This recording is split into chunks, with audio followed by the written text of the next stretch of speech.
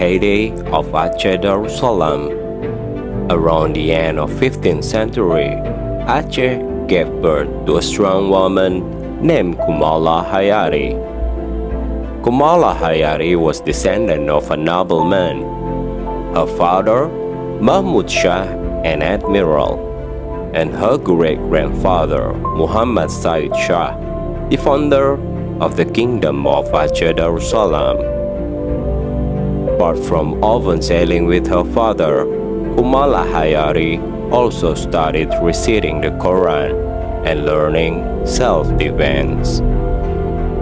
To deepen her martial arts knowledge, Keumalahayati continued her education at the Ma'had Baitul Maqdis Military Academy and chose the Naval Department. After completing her education, she went to Keumalahayati and became a love interest until she married Rear Admiral Ibrahim.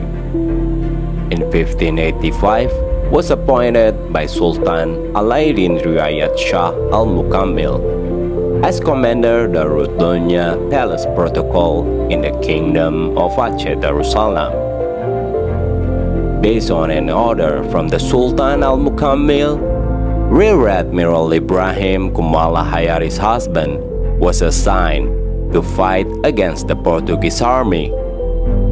The war against the Portuguese army was successfully won by the troops of Aceh, but there were many victims, one of which was the Rear Admiral Ibrahim. Keumalahayati was very sad, but it didn't last long. Since that incident, the military spirit became increasingly burning in.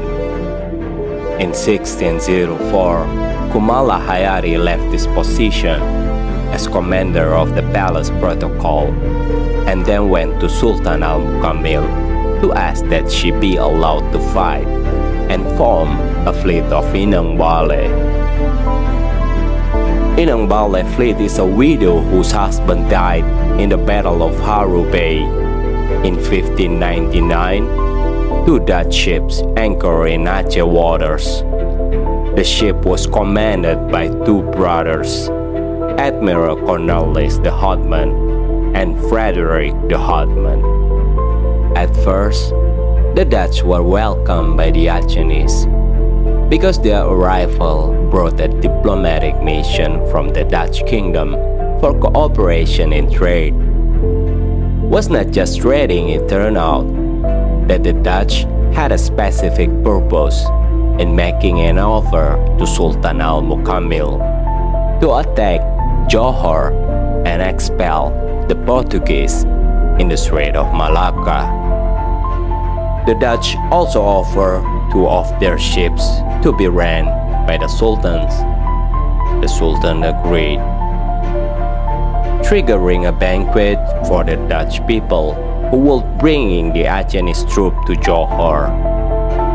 The tragedy occurred after the Dutch sailor had finished eating. Most of the people on the two ships ready to depart the Acehnese troop for Johor suddenly had stomach ache and vomiting, many even faint. When they heard the news, Cornelis de Houtman and Frederick de Houtman was very angry. Cornelis thought that the Acehnese had deliberately poisoning them to seize the ship. Harbor Master Ship, who knew about the incident, and immediately told Admiral Keumalahayati.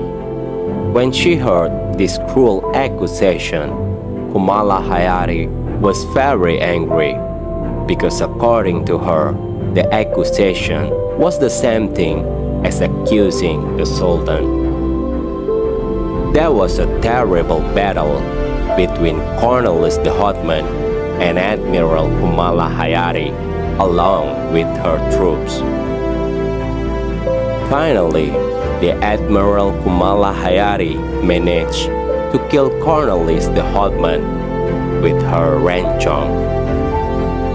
There were around 65 subordinate of Cornelis the Hotman also died.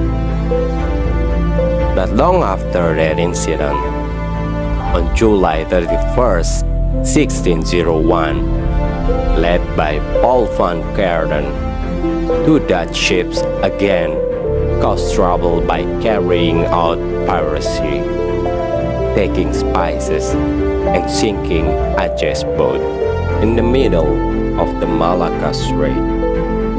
Due to this incident, in 1602, the Dutch sent their envoy, Sir James Lancaster, and brought a letter containing an apology and admiration from Queen Elizabeth to the Sultan of Aceh for the toughness of Admiral Keumalahayati, who guarded the world trade route in the Strait of Malacca.